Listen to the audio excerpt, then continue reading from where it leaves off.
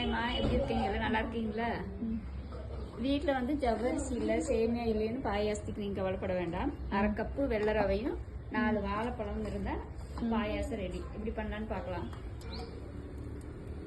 முதல்ல நெய் ஊற்றிக்கிய, முந்திரி திராட்சை போடுறோம்.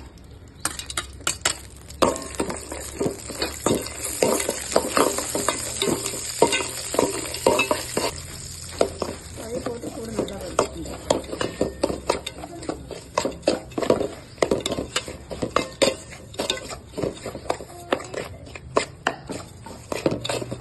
ரவை நல்லா வறுத்தாச்சு.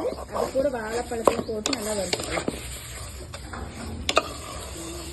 பழத்தையும் ரவையும் நல்லா வறுத்து ஃபுல்லுமே பால் வர செய்யணும். சர்க்கரையும் ஏலக்காவும் போட்டு மிக்சியில் அடித்து வச்சுருக்கோம். அதை மிக்ஸ் பண்ணிக்கலாம். இனிப்புக்கு தேவையான அளவு போட்டுக்கோங்க. இது வந்து 1 கப்பு நான் போடுறேன். உங்களுக்கு வேணால் இன்னொரு 1/2 கப்பு கூட சேர்ந்து போட்டுக்கலாம். 10 நிமிஷம் கழிச்சு இறக்கிடலாம்.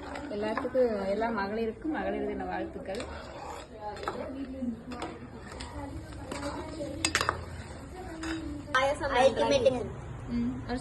பாயசம் நன்றாக இருக்கு. நீடா செம்மையா இருக்கு. சூப்பரா இருக்கு. இருக்கு.